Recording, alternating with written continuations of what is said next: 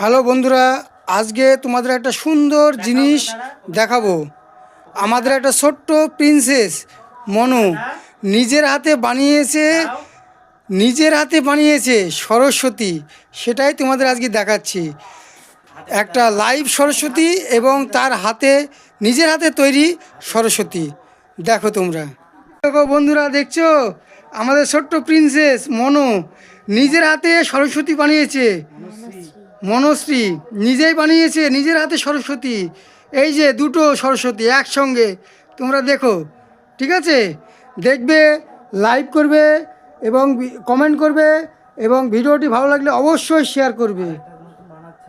মনো, এই সময় তুমি কখন করেছো? মনশ্রী, তুমি কখন করেছো এই সরস্বতীটা? কখন সময় পেতে? আমি পড়াশোনার ফাঁকে ফাঁকে এই কাজটি করেছি। আমার এটা ইচ্ছা, শখ।